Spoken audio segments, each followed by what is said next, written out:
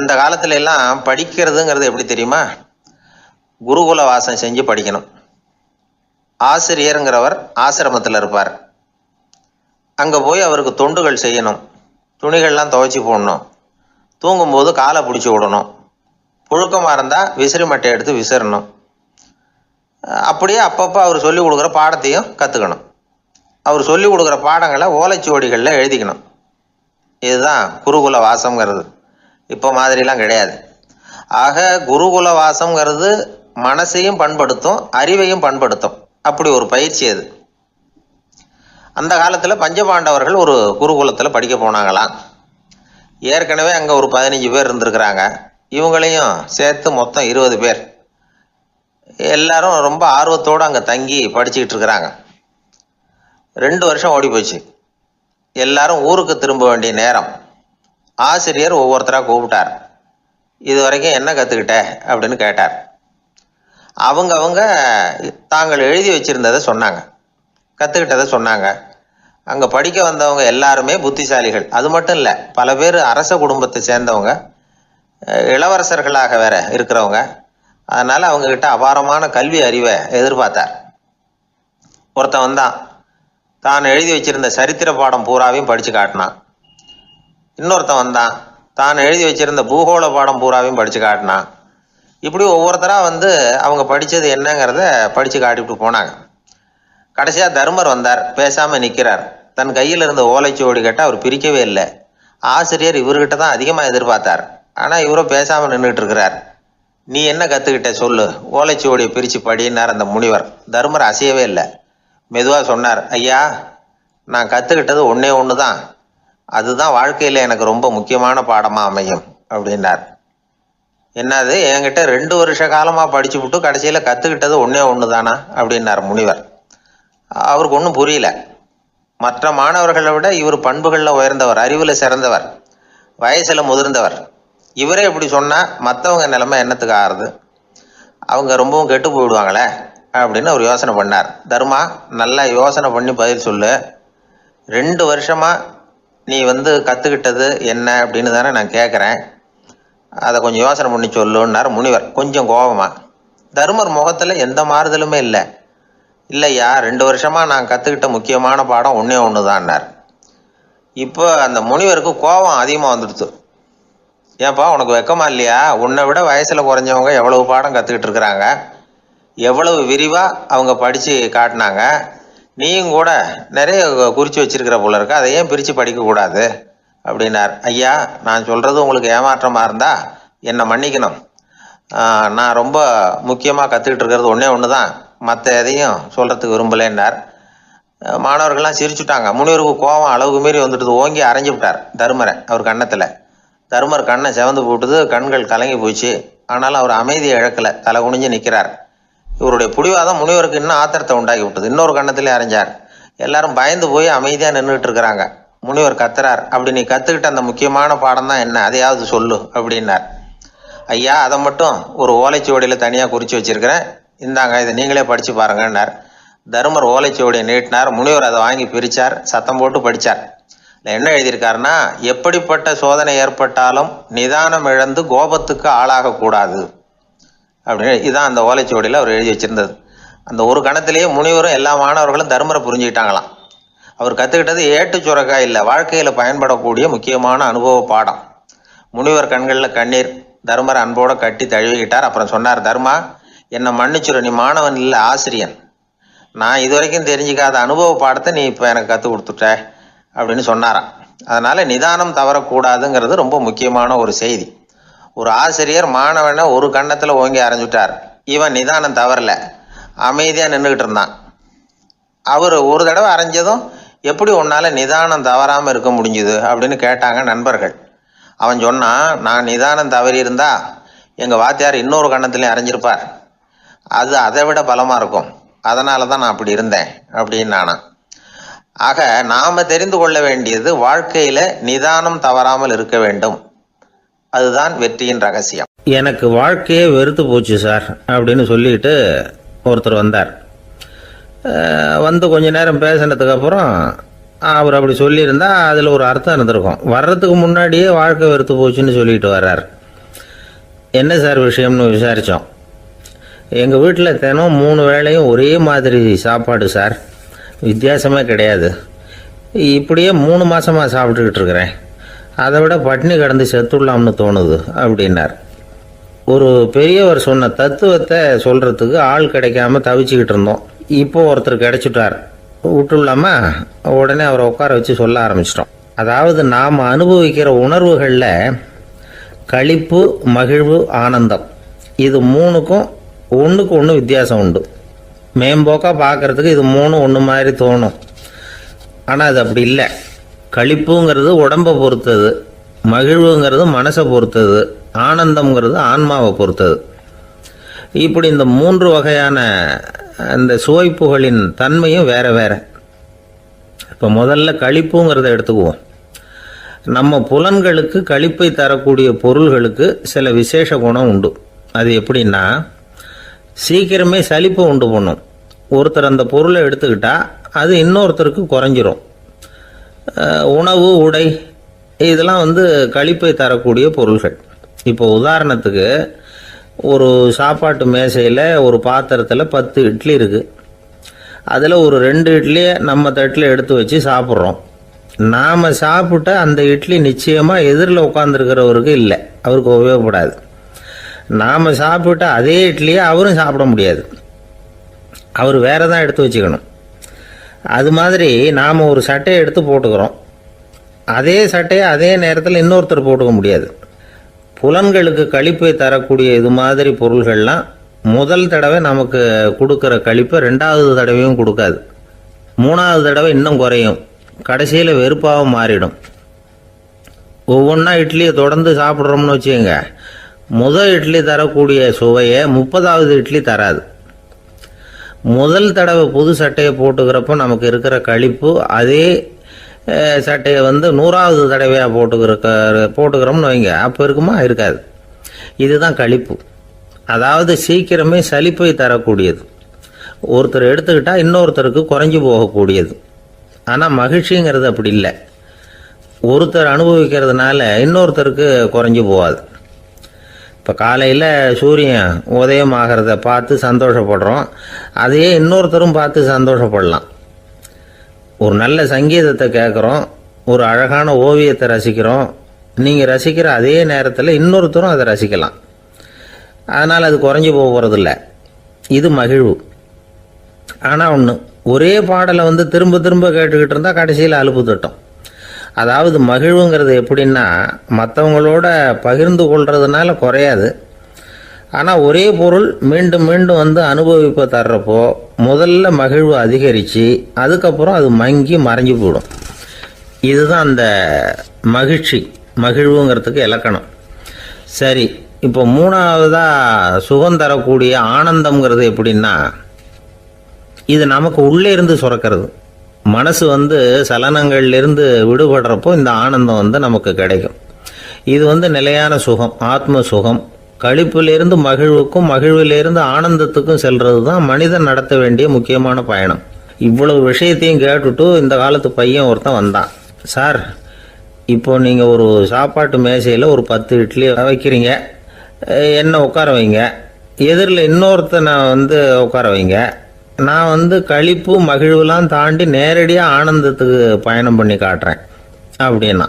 ஒன்றும் புரியல அவன் சொன்னது. அது எப்படி, என்ன பண்ணுவ நீ அப்படின்னு சொல்லி கேட்டோம் ஆச்சரியமாக. 2 இட்லி சாப்பிட்டா தானே சார் களிப்பு, நான் 10 இட்லியும் மொத்தமாக சாப்பிட்ருவேன், அடுத்தவனுக்கு எதுவும் கிடைக்காது, அவனுக்கு கிடைக்காதபடி நாமே சாப்பிட்டுடுறோம்ல, அதுதானே நமக்கு ஆனந்தம் அப்படின்னு அதுக்கு ஒரு விளக்கம் சொல்கிறான். ஒரு ஊரில் ஒரு ஆள் இருந்தான், கற்பனையிலேயே காலத்தை கடத்திக்கிட்டு இருந்தான். ஒரு நாள் ஒரு மரத்தடியில் உட்காந்துருந்தான். அவனுக்கு பசிக்கிற மாதிரி தெரிஞ்சுது. உடனே கற்பனையிலேயே சாப்பிட ஆரம்பிச்சிட்டான்.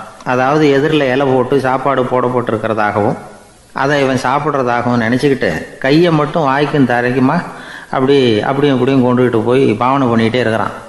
தூரத்தில் இருந்து பார்க்குறவங்களுக்கு இவன் ஏதோ பலமான விருந்து சாப்பிட்டுக்கிட்டு இருக்கிறான் அப்படின்னு தான் தோணும். அது மாதிரியே பண்ணிக்கிட்டு இருந்தான். அந்த வழியாக ஒரு சன்னியாசி வந்துக்கிட்டு இருந்தார். இவனை பார்த்தார். என்ன இவன் இப்படி பண்ணிகிட்டு இருக்கிறானே அப்படின்னு நினச்சாரு. கொஞ்ச நேரம் அவனையே உத்து பார்த்துக்கிட்டு இருந்தார். இவரை பார்த்ததும் அவன் இன்னமும் சுவாரஸ்யமாக சாப்பிட ஆரம்பிச்சிட்டான். அப்பப்பா என்ன இது, இந்த குழம்பு இவ்வளவு காரமாக இருக்குது, என்னுடைய நாக்கே எரிஞ்சு போடும் போல இருக்க அப்படின்னு சொல்லிட்டு பக்கத்தில் ஒரு குவளையை எடுத்து தண்ணி குடிக்கிறது மாதிரி பாவனை பண்ணுறான். அப்பாடா இப்போ கொஞ்சம் பரவாயில்ல அப்படின்னு சொல்லிட்டு குவளையை கீழே வைக்கிறது மாதிரி ஒரு பாவனை பண்ணுறான். சன்னியாசி பார்த்தார். என்னப்பா சாப்பாட்டில் காரம் அதிகமோ அப்படின்னார். ஆமாம் சுவாமி, ஞாபகம் மறதியில் கொஞ்சம் மிளகாய் அதிகமாக சேர்த்துக்கிட்டேன் அப்படின்னா. சரி சாப்பிடு அப்படின்னு சொல்லிட்டார். அவன் சாப்பிட்டு முடிக்கிற வரைக்கும் பொறுமையாக உட்காந்துருந்தார். அவன் அப்பாடா அப்படின்னு சொல்லிட்டு மறுபடியும் தண்ணியை எடுத்து குடித்தான். எல்லாம் கற்பனையிலேயே. அதுக்கப்புறம் சன்னியாசி பேச ஆரம்பித்தார். இதை பாருப்பா, உன்னுடைய கற்பனையை நான் மெச்சுறேன், இருந்தாலும் உன் சாப்பாட்டில் ஒரு இனிப்பையும் வச்சுருக்கலாமே, ஏன் மிளகாயை அளவுக்கு அதிகமாக போட்டுவிட்டு அவஸ்தைப்படுறேன் அப்படின்னார். அவன் யோசிக்க ஆரம்பித்தான். அதுக்கப்புறம் இவர் சொன்னார், இதை பாருப்பா, இனிமேல உன்னுடைய கற்பனையும் உயர்ந்ததாக இருக்கட்டும் அப்படின்னு உபதேசம் பண்ணிவிட்டு போனார். எப்பவும் உயர்வை பற்றியே சிந்திக்கணும், உயர்வு கிடைக்கலன்னா கூட அப்படி சிந்திக்கிறத நிறுத்தப்படாது அப்படிங்கிறார் திருவள்ளுவர். உள்ளுவது எல்லாம் உயர் உள்ளல், மற்ற அது தள்ளினும் தள்ளாமை நேர்த்து.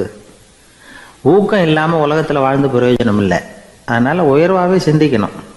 அது நம்மளை ஊக்கப்படுத்தும். இது பெரியோர் வாக்கு. இந்த உலகத்தில் கற்பனையிலேயே வாழ்கிற சில கஞ்சர்களும் உண்டு. அதாவது 2 கஞ்சர்கள், 2 பேரும் பக்கத்து ஊரில் இருந்தாங்க. பொங்கல் சமயம் ஒரு கஞ்சன் தன்னுடைய மகனை கூப்பிட்டான். இதை பாருப்பா, பக்கத்து ஊரில் என்னுடைய நண்பன் ஒருத்தன் இருக்கிறான், அவனுக்கு பொங்கல் பரிசு ஏதாவது கொடுக்கணும், நான் ஒரு 4 ஆட்டுக்குட்டியை தரேன், நீ கொண்டுகிட்டு போய் கொடுத்துட்டு வந்து விடுறியா அப்படின்னு கேட்டான். சரி, நான் புள்ள ஒரு பைய கையில் எடுத்துக்கோன்னா. அவன் எடுத்துக்கிட்டான். இந்த ஆட்டுக்குட்டி பிடிச்சிக்கோ அப்படின்னு சொல்லி ஒவ்வொன்றா போடுறேன் பார் அப்படின்னு சொல்லிட்டு 1 2 3 4 அப்படின்னு எண்ணிக்கிட்டே வெறும் சைகையாலேயே ஆட்டுக்குட்டியை பிடிச்சி போடுறது மாதிரி பாவனை பண்ணிகிட்டு இருக்கிறான். அவன் பிள்ளையும் அதை ரொம்ப அக்கறையாக வாங்கிக்கிறது மாதிரி வாங்கிக்கிட்டு அந்த பையை தூக்கிக்கிட்டு அடுத்த ஊருக்கு போகிறான். இவன் அங்கே போய் சேர்ந்த நேரத்தில் அந்த கஞ்சன் ஊரில் இல்லை, எங்கேயோ வெளியில் போயிருக்கிறான். அவனோட புள்ள மட்டும்தான் வீட்டில் இருந்தான்.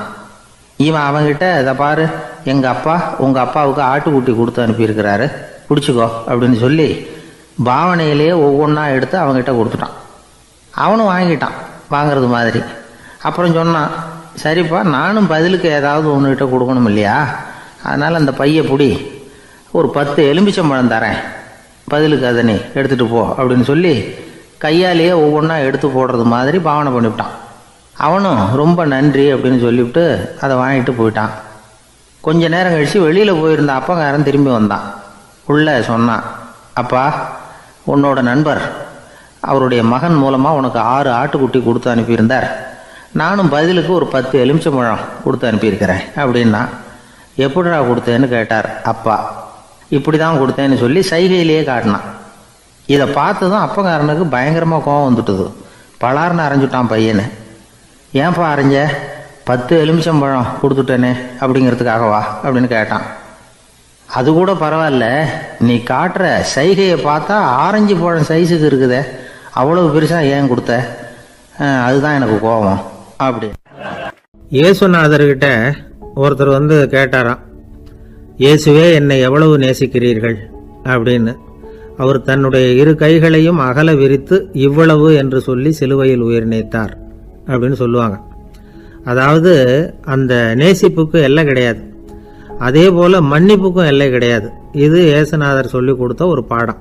இயேசுனுடைய சீடர்களில் ஒருத்தன் பீட்டர், அவன் ஒரு நாள் இயேசுநாதர்கிட்ட கேட்டிருக்கான், இயேசுவே, நான் என்னுடைய தம்பி கிட்ட அடிக்கடி சண்டை போட்டுக்கிட்டு இருக்கிறேன், என்னுடைய சகோதரன் கூட, அவனை நான் எத்தனை தடவை மன்னிக்கிறது, ஏற்கனவே 7 தடவை அவனை மன்னிச்சுட்டேன் அப்படின்னு சொல்லியிருக்கிறான்.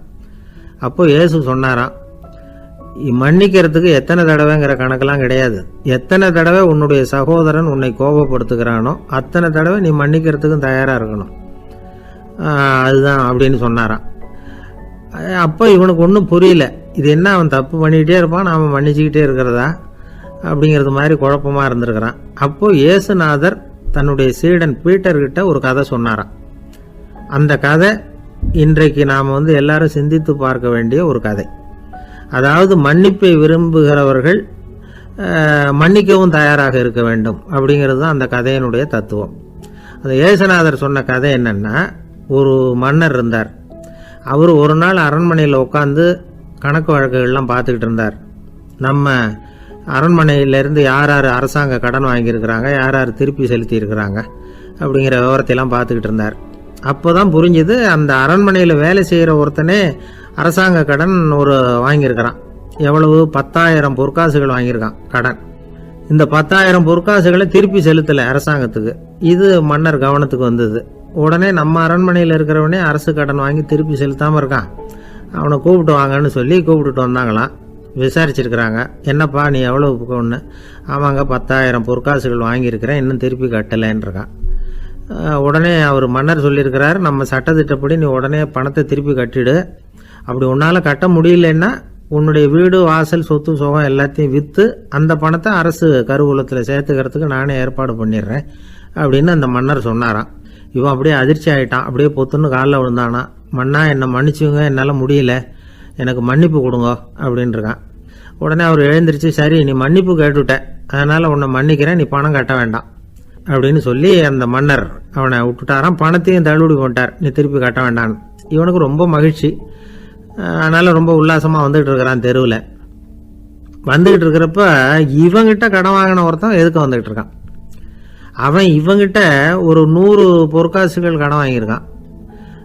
அவன் வந்தான், இவன் போய் அவன் சாட்டையாக பிடிச்சிக்கிட்டான், நீ எப்படா என் கடனை திருப்பி கொடுக்க போகிறேன்னு.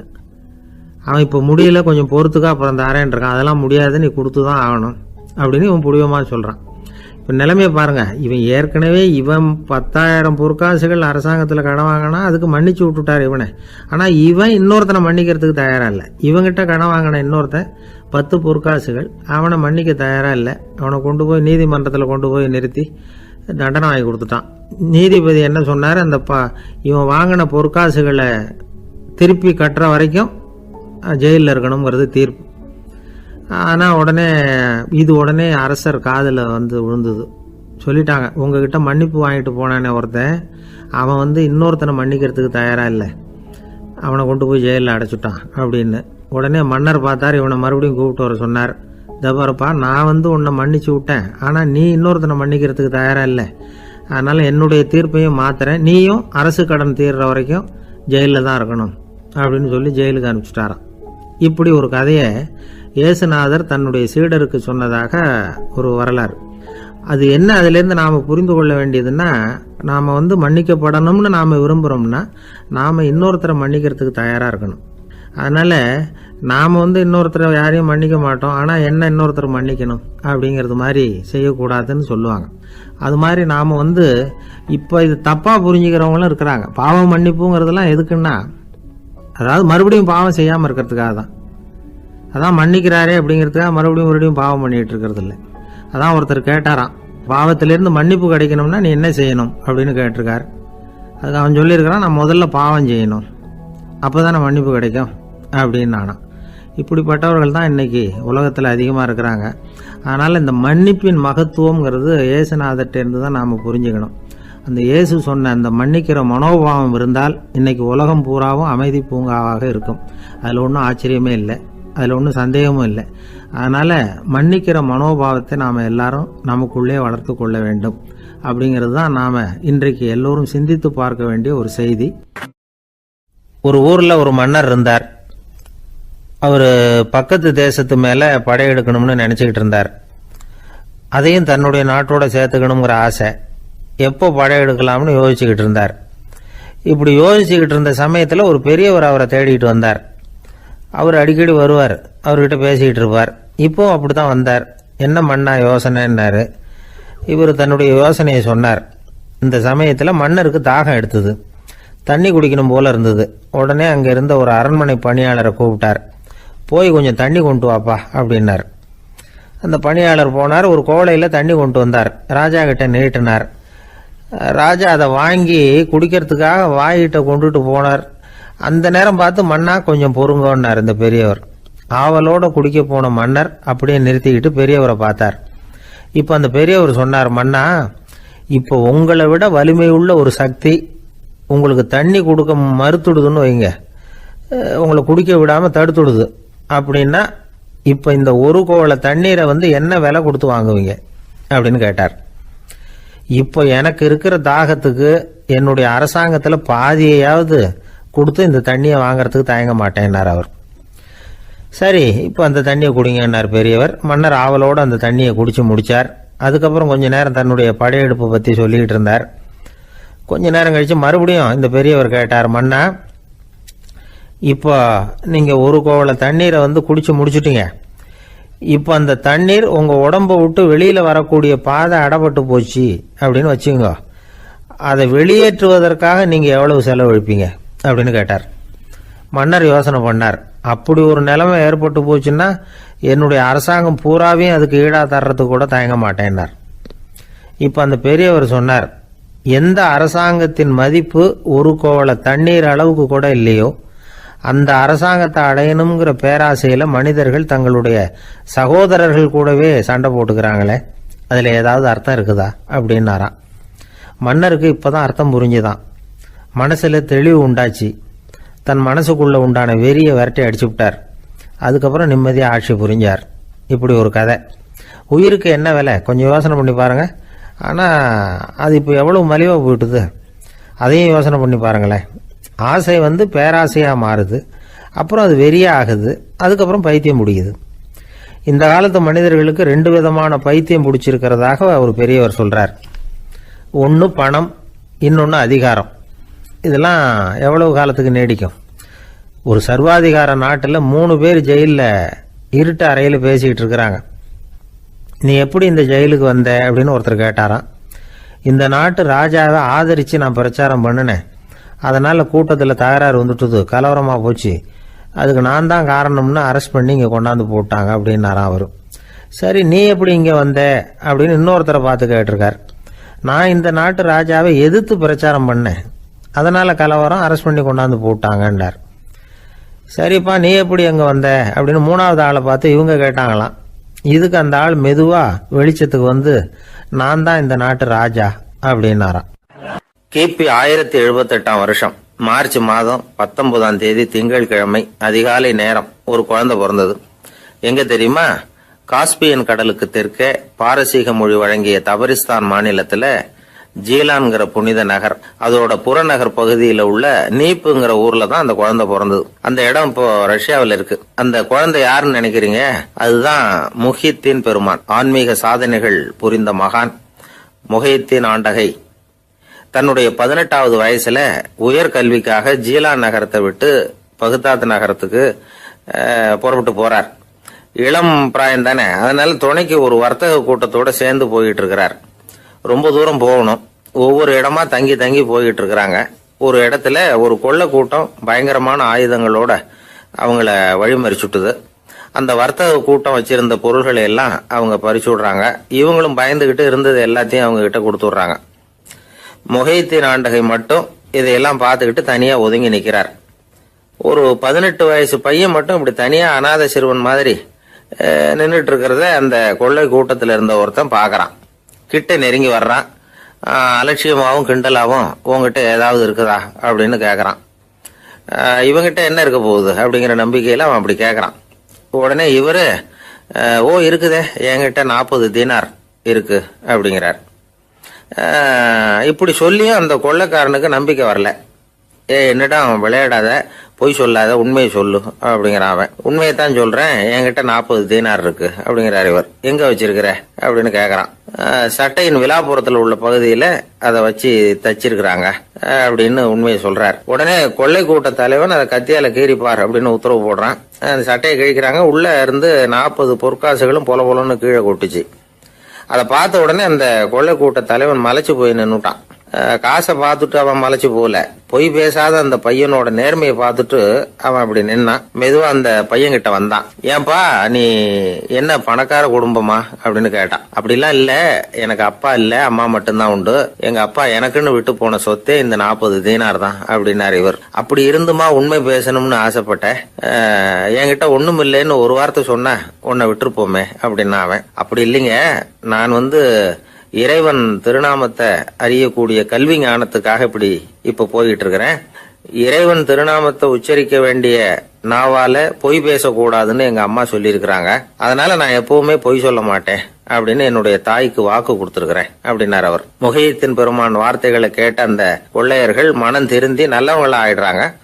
அந்த கொள்ளையர் தலைவன் பிற்காலத்துல ஒரு பெரிய மகான் ஆயிடுறார்.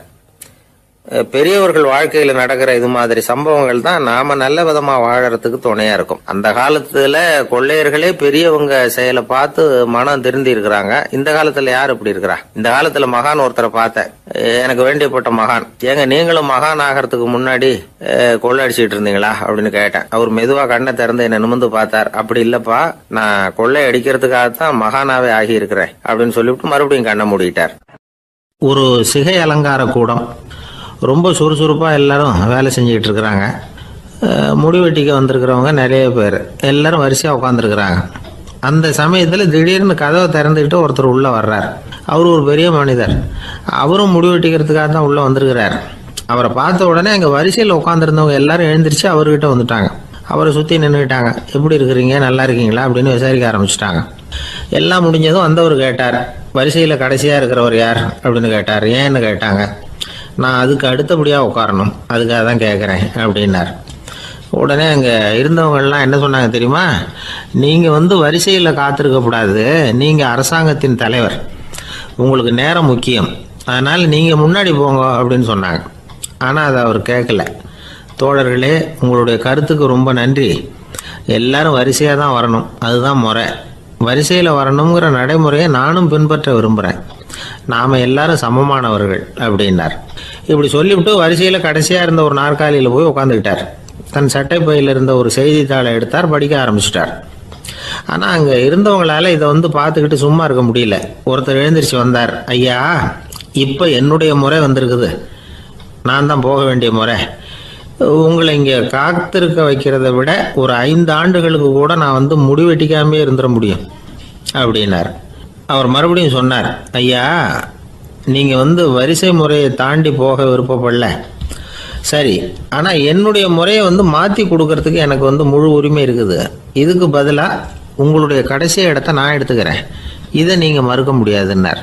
அங்கே இருந்த மற்றவங்களும் இதை ஒரு மனசாக வற்புறுத்த ஆரம்பிச்சிட்டாங்க. அந்த பெரிய மனிதர் பார்த்தார், சரின்னு கடைசியாக ஒத்துக்கிட்டார். அவர் யார் தெரியுமா? அவர் தான் மாவீரர் லெனின். ரஷ்யாவில் கிரெம்ளின் சிகை அலங்கார கூடத்தில் தான் இது நடந்தது. எல்லாரும் இந்நாட்டு மன்னர்கள்னு வாயளவில் பேசுறதுல என்ன பிரயோஜனம்? நாம் எல்லாரும் சமங்கிறத நடைமுறையில் கடைபிடிச்சி காட்டினவங்க கொஞ்சம் பேர் தான். அவங்களில் ஒருத்தர் தான் லெனின். வரிசையில் நின்று வர்றதுங்கிறது ஒரு சிறந்த பண்பு, உயர்ந்த பண்பு. இன்றைக்கி பல இடங்களில் அது நமக்கு தேவைப்படுது. ஒரு ரேஷன் கடை வாசல், கடை திறக்கிறதுக்கு முன்னாடியே எல்லாரும் வரிசையில் நின்றுட்டாங்க. கடைசியாக வந்த ஒருத்தர் க்யூவில் முன்னாடி போகிறதுக்கு முயற்சி பண்ணுறார். ஏற்கனவே நின்றுட்டு இருக்கிறவங்க அவரை முன்னாடி போகிறதுக்கு விட மாட்டேங்கிறாங்க. கடைசியாக போய் நில்லையா அப்படின்னு எல்லாரும் கத்துறாங்க. அது அவர் காதில் வாங்கலை. முண்டி அடிச்சுக்கிட்டு முன்னாடி போகிறதுக்கே முயற்சி பண்ணிகிட்டு இருக்கிறார். எல்லாரும் சேர்ந்து அவரை வலுக்கட்டாயமாக இழுத்து கொண்டாந்து பின்னாடி கொண்டு போய் நிறுத்திவிட்டு சொன்னாங்க, இதை பாருப்பா, நாங்கள் இருக்கிற வரைக்கும் நீங்கள் முன்னாடி போய் எதையும் வாங்க முடியாது, தெரிஞ்சுக்கோ அப்படின்னாங்க. இப்போ அந்த ஆள் சொன்னாராம், நான் இங்கே பின்னாடி நிற்கிற வரைக்கும் நீங்களும் எதுவும் வாங்க முடியாது அப்படின்னாராம். ஏன்னு கேட்டிருக்கிறாங்க. நான் தான் அந்த கடையை திறக்க வேண்டிய ஆள் அப்படின்னா. வாழ்க்கையில் ரொம்பவும் அடிபட்டு அல்லல் போட்டுக்கிட்டு இருக்கிற ஒருத்தர் வந்தார். மனசு ரொம்பவும் நொந்து போய் பேசினார்.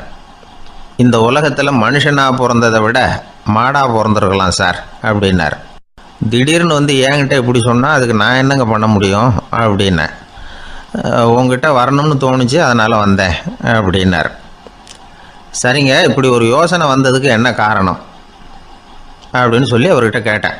அதுக்கு அவர் சொன்னார், என் பையனுக்கு வேலை தேடுறேன் கிடைக்கல, பொண்ணுக்கு மாப்பிள்ளை தேடுறேன் கிடைக்கல, வீடு கட்டுறதுக்கு கடன் கேட்குறேன் கிடைக்கல, மாடாக பிறந்திருந்தா இது மாதிரி கவலையெல்லாம் கிடையாதுல்ல, பேசாமல் வைக்கோலை தின்னுக்கிட்டு அசை போட்டுக்கிட்டே கடந்து விடலாமே அப்படின்னார் அலட்சியமாக. அதுக்கப்புறம் தான் அவர் சொன்ன கருத்தை நானும் கொஞ்சம் அசை போட ஆரம்பித்தேன் மனசுக்குள்ளே. இப்போது இயற்கையை பொறுத்த வரைக்கும் அது நாம் எல்லாரும் மகிழ்ச்சியாக வாழணும் அப்படின்னு தான் விரும்புது. விலங்குகள், பறவைகள், தாவரங்கள், அப்புறம் மற்ற உயிரினங்கள் எல்லாமும் நல்லபடியாக இருக்கணும் அப்படிங்கிறது தான் இயற்கையோட விருப்பம். அதில் ஒன்றும் சந்தேகம் இல்லை. இயற்கையோட அமைப்பை கொஞ்சம் கவனித்து பார்த்தா அதை நாம் நல்லா புரிஞ்சுக்கலாம். இருந்தாலும் இந்த ஆள் சொன்னதை கேட்ட பிறகு தான் ஒரு முக்கியமான வேறுபாடு புரிஞ்சுது. அதாவது இந்த உலகத்தில் உள்ள முக்கியமான பிரச்சனைகள் 6. அந்த 6 பிரச்சனைகளும் ஆடு மாடுகளுக்கு கிடையாது, மரம் செடி கொடிகளுக்கு கிடையாது. ஆனால் மனுஷன் அந்த 6 பிரச்சனைகளையும் சந்திக்க வேண்டியிருக்கு. சரி, அந்த 6 பிரச்சனைகள் என்னென்ன தெரியுமா? முதல்ல இந்த ஆடு மாடுலாம் நமக்குன்னு சொந்தமாக ஒரு வீடு இல்லையே அப்படின்னு கவலைப்பட்டுக்கிட்டு இருக்கிறதில்ல. ஆனால் மனிதனுக்கு வீடு தேவைப்படுது. இது ஒரு வித்தியாசம். இப்போ 2வது பிரச்சனை என்னென்னா ஆடை பிரச்சனை. ஒரு கோழியோ சேவலோ நாம் போட்டுக்கிறதுக்கு ஒரு சட்டை இல்லையே அப்படின்னு கவலைப்படுறதில்ல. ஆனால் மனுஷனுக்கு அந்த கவலை உண்டு. சரி, இப்போ 3வது என்னன்னு பார்த்தா கல்வி பிரச்சனை. ஒரு பசுமாடு கவலையோடு நின்றுக்கிட்டு இருக்கு அப்படின்னு வச்சுக்குவோம். நீங்கள் அதுக்கிட்ட போய் ஏன் பசுமாடை கவலையோடு நின்றுக்கிட்டு இருக்கிற அப்படின்னு கேட்குறீங்க. என் கண்ணுக்குட்டிக்கு எல்கேஜியில் இடம் கிடைக்கல, டொனேஷன் கொடுக்கறதுக்கு கையில் பணமும் கிடையாது, சிபாரிசுக்கு யாரை பிடிக்கிறதுன்னு தெரியல, இப்படியா சொல்லிகிட்டு இருக்கோம். அதுக்கு அந்த கவலையெல்லாம் கிடையாது. ஆனால் மனிதனுக்கு அந்த கவலை உண்டு. 4வது என்னன்னு பார்த்தீங்கன்னா வேலைவாய்ப்பு பிரச்சனை. வேலை கிடைக்கலையே அப்படின்னு வேப்ப மரம் கவலைப்படுறதில்ல, ஆனால் மனுஷன் கவலைப்படுறான். 5வது என்னன்னு பார்த்தா கல்யாண பிரச்சனை. எருமை மாடு பசு மாடு எல்லாம் பொண்ணுக்கு மாப்பிள்ளை தேடிட்டாலே இது பேப்பரில் மணமகன் தேவை அப்படின்னு விளம்பரமாக கொடுக்குது, அதெல்லாம் கிடையாது. 6வது என்னன்னு பார்த்தீங்கன்னா பணம் சம்பந்தமான பிரச்சனை. ஆடு மாடுலாம் பணத்தை சேமிக்கணும்னோ ஏதாவது நிதி நிறுவனத்தில் முதலீடு பண்ணணும்னோ நினச்சிக்கிட்டு இருக்கிறதில்ல. பணத்தை எப்படி காப்பாற்றுறது அப்படிங்கிற கவலையும் அதுகளுக்கு கிடையாது. குதிரை குளம்போடு பிறக்குது, அதனால் அது காடு மேடெல்லாம் கவலை இல்லாமல் தெரியலாம். ஆடு உடம்புல ரோமத்தோடு பிறக்குது, அதனால் அது குளிரை பற்றி கவலைப்பட வேண்டிய அவசியம் இல்லை. ஆனால் மனுஷனை பார்த்திங்கன்னா அவன் தான் ஒன்றுமில்லாமல் பிறக்கிறான். ஏன் இந்த பாகுபாடு அப்படின்னு கேட்டால் இதை பற்றி கொஞ்சம் சிந்திச்சு பார்க்கணும். அதாவது இந்த சந்தேகத்தை ஒரு பெரியவர்கிட்டையும் கேட்டேன். அவர் சொன்னார் இதுக்கு பதில். அவர் இதே கேள்வியை இயற்கை கிட்ட கேட்டாராம். இயற்கை பதில் சொல்லிச்சான். வேறு யாருக்கும் கொடுக்காத ஒரு வலுவான கருவியை, ஒரு பவர்ஃபுல் வெப்பன் மனுஷனுக்கு கொடுத்துருக்குறேன்னு, அந்த கருவியை உபயோகப்படுத்தி அந்த 6 பிரச்சனையை மட்டும் இல்லை 6 கோடி பிரச்சனைகள் இருந்தாலும் அதையெல்லாம் சமாளிக்கலாம். அது கருவி என்ன தெரியுமா? அதுதான் 6வது அறிவு. அதை உபயோகப்படுத்தினா காலுக்கு செருப்பு தயார் பண்ணிக்கலாம், குளிருக்கு போர்வை தயார் பண்ணிக்கலாம், என்ன வேணும்னாலும் செய்யலாம் அப்படின்னு இயற்கை பதில் சொல்லிச்சான். அதனால் நாம் செய்ய வேண்டியது என்னென்னா இயற்கையை முதல்ல சரியாக புரிஞ்சுக்கணும். இயற்கையின் படைப்பையே நாம் சரியாக புரிஞ்சுக்கிறது இல்லையே, அதுதான் வேதனை. இந்த கதையை கேளுங்க. இப்போ நகரத்திலேருந்து ஒரு ஆள் கிராமத்துக்கு வந்தான். அங்கே ஒரு சிறுவன் மாடு மேய்ச்சிக்கிட்டு இருந்தான். நகரத்து ஆள் சொன்னான், எவ்வளோ அழகான பசு, அது சரி இதுக்கெல்லாம் ஏன் கொம்பு இல்லைன்னா. இதுக்கு அந்த பையன் பதில் சொன்னான், பசுமாட்டுக்கு கொம்பு இல்லாததுக்கு பல காரணங்கள் உண்டு. கண்ணுக்குட்டியாக இருந்தால் கொம்பு இருக்காது,